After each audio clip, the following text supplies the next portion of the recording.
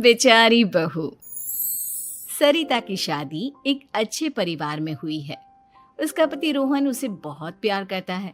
घर में उसकी सास शांति और ननद मीनाक्षी भी है, जो सरिता के किसी काम में दखल अंदाजी नहीं करती।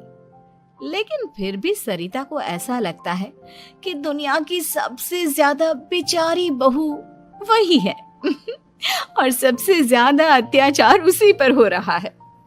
माँ जी, ये लीजिए आपकी चाय।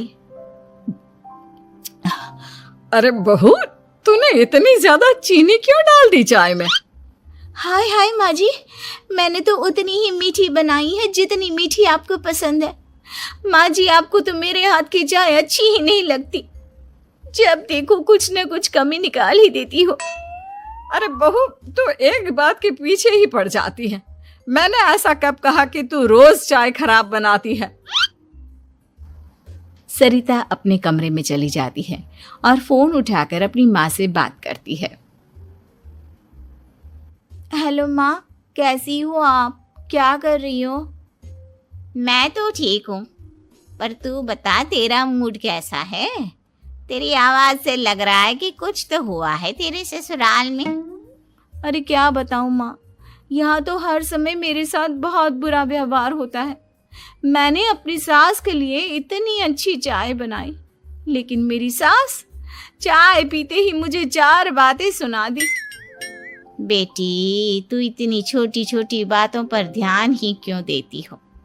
तुम्हारी सास ने कुछ बोल भी दिया तो क्या हो गया, वो बड़ी है ना तुझसे। माँ ने इतना समझाया, लेकिन इस बात का सरिता पर कोई असर नहीं हुआ। अपनी बेचारी बहू की छवि वो बदलना ही नहीं चाहती। अगली सुबह सब नाश्ते की टेबल पर बैठकर नाश्ता कर रहे थे, तभी सरिता ने अपने पति से कहा, सुनिए जी, मुझे ना आज बाजार से कुछ सामान लेकर आना है। आज आप ऑफिस से आने के बाद मुझे लेकर चलना ना।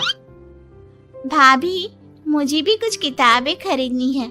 आप दोनों जा ही रहे हो तो मेरी किताबें भी ले आना। लो, अभी तो बात ही की है बाजार जाने की, तो एक फरमाइश आ गई। माँ जी, आप भी बता दो कुछ, और हाँ, मोहल्ले वालों से भी बोल दो अगर वो कुछ मंगवाना चाहते हो तो। बेचारी मीनाक्षी अपना सा मुंह लेकर रह गई। ये सब देखकर रोहन से चुप नहीं रह गया और वो गुस्से में बोला, सरिता, क्या हो गया है तुम्हें? मीनाक्षी ने तो सिर्फ किताबों के लिए बोला है। तुम्हें मीनाक्षी से इस तरह से बात नहीं करनी चाहिए। माफी मांगो उससे अभी। क्या? मैं माफी मांगू? दिन भर आपके घर के काम करूं मैं, आपकी और आपके घर वालों की बातें सुनूं मैं, और अब माफी भी मैं मांगू? ऐसा कभी नहीं हो सकता। ये बोलकर सरिता वहां से चली जाती है। एक दिन उनकी पड़ोसन घर आती है।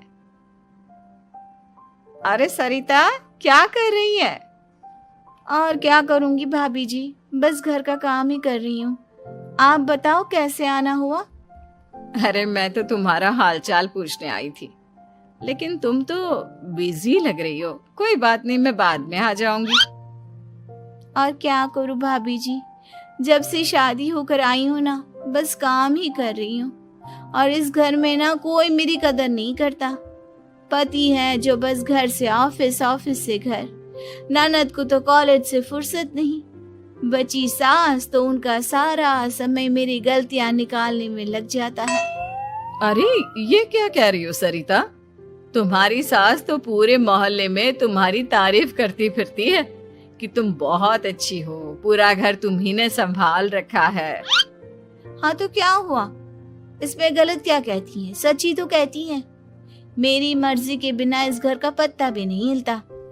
शाम को जब रोहन घर आया तो उसने सबसे कहा, कल हम सबको मौसी जी के घर जाना है, उनकी बेटी की शादी है। सब अपनी अपनी पैकिंग कर लो, सुबह होते ही निकल जाएंगे।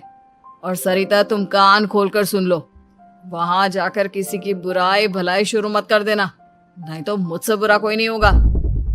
हाय हाय जी, आप तो ऐसे कह रहे हो जैसे मैं सुबह शाम सबकी बुराई करती फिरती हूँ। आज तक कोई कह नहीं सकता कि मैंने किसी की पीठ पीछे किसी के बारे में कोई बुरी बात बोली हो तो। अरे बस बहू, बात को और ज्यादा आगे मत बढ़ा। हमें सब पता है तो हमारे साथ क्या व्यवहार करती है। ये बात घर तक रखना, शादी में किसी को कुछ मत बोलना, नहीं तो सब कहेंगे कि शांति की बहू कितना बोलती है। हाँ हाँ, सब कुछ तो मैं ही बोलती हूँ ना। आप लोग तो हर समय फूलों की बारिश करते रहते हो मेरे ऊपर। सारी गलती मेरी है जो मैं इस घर में आई। सबका कितना ध्यान रखती हूँ, लेकिन फिर भी मेरी तो आप लोगों की नजर में कोई कदर ही नहीं है। अगली सुबह सब लोग मौसी जी के घर पर चले जाते हैं। वहां पर शादी का माहौल होता है, सब जगह चहल पहल होती है, बहुत सारे मेहमान आए हैं। सरिता को वहां बहुत अच्छा लग रहा है। वो अपने मन में सोचती है, यहाँ कितना अच्छा लग रहा है, कितनी रौनक है। मैं यहाँ किसी से ज्यादा बात नहीं करूंगी। अगर मेरे मुंह से कुछ ऐसा वैसा निकल गया तो रोहन जी तो मुझसे गुस्सा हो जाएंगी। सरिता ये सब सोच ही रही थी कि वहां रोहन की कजिन साक्षी आ गई और सरिता से बोली, आप सरिता भाभी हो ना? जितना आपके बारे में सुना था आप तो उससे भी ज्यादा सुंदर हो। हाँ वो तो है, मेरी सुंदरता की तारीफ सब करते हैं। मेरे मायके में तो सब यही बोलते हैं कि रोहन जी की किस्मत बहुत अच्छी है जिन्हें मैं मिली। लेकिन आप कौन है? मैंने आपको पहचाना नहीं। मैं रोहन भैया की कजिन हूँ। आपकी शादी पर नहीं आ पाई थी ना, इसलिए आप मुझसे मिले नहीं कभी। शांति मौसी और मीनाक्षी आपकी बहुत तारीफ करते हैं। क्या कहा तुमने? मेरी तारीफ? कभी नहीं। मेरे ससुराल वाले कभी मेरी तारीफ कर ही नहीं सकते। मैं इतनी अच्छी हूँ, मेहनती हूँ, लेकिन उन्हें तो मेरी कदर ही नहीं।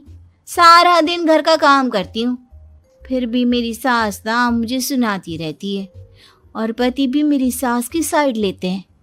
ना कभी बाहर ले जाते हैं, ना कहीं घुमाने। अगर घुमाने के लिए कभी बोल भी देना तो उनकी बहन बीच में आ जाती है।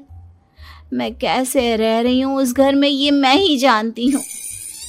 सरिता की ये बातें सुनकर साक्षी को बड़ी हैरानी हुई। अब वो हर किसी के सामने अपनी बढ़ाई और ससुराल वालों की बुराई करने लगी। रोहन और शांति को सरिता पर बहुत गुस्सा आया, लेकिन वो चुप रहे।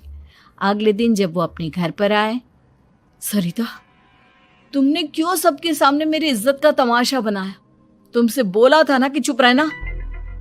अजी ऐसा भी क्या कह दिया मैंने जो इतना भड़क रहे हो? तुम जहां जाती हो अपना रोना शुरू कर देती हो, कभी किसी दूसरे की बात ही नहीं सुनती, बस अपनी कहती रहती हो। तुमने सबके सामने हमारा तमाशा बनाकर रख दिया है।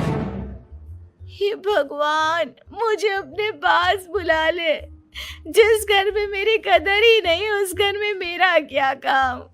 अरे क्या करूंगी मैं यहाँ रहकर? जो भी आता है मुझे सुनाकर चला जाता है। मैं तो किसी से कुछ नहीं कहती। सीधी सादी बहू मिल गई है ना सबको, तो जो जी में आए वो करो।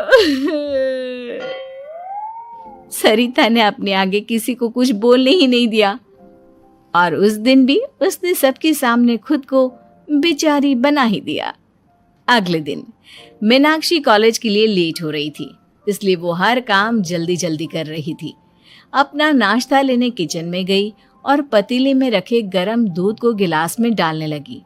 दूध का पतीला उसके हाथ से छूट गया और गरम गरम दूध उसके हाथ पर गिर गया। ओए माँ, हाय मेरा हाथ, माँ मेरा हाथ जल गया। मीनाक्षी की आवाज सुनकर सरिता दौड़ती हुई आई। ये क्या किया तुमने? तुम्हें नाश्ता चाहिए था तो मुझसे बोल देती, मैं क्या मना कर देती? अब पता नहीं कितने दिन की मुसीबत पाल ली तुमने। सरिता मीनाक्षी को उसके कमरे में ले गई और उसका बहुत ख्याल रखा। उसका इस तरह से ख्याल रखना शांति और रोहन को थोड़ा अजीब लगा। माँ, सरिता के दिमाग का भी कुछ पता नहीं। कल शादी में सबको इतना कुछ बोल कर आई है हमारे बारे में, और अब मीनाक्षी की कितनी अच्छी देखभाल कर रही है। ये ऐसा क्यों करती है? बेटा, तेरी बीवी की ना आदत हो गई है सबके सामने खुद को बेचारी दिखाने की, और आदत इतनी जल्दी नहीं बदलती। जब ये बोलना शुरू करती है तो रुकने का नाम ही नहीं लेती, इसलिए इसे पता ही नहीं चलता कि ये किसके सामने क्या बोली जा रही है। लेकिन दिल की बहुत अच्छी है। हमें भी अपना दिल बड़ा करके ये जैसी है इसे स्वीकार करना चाहिए।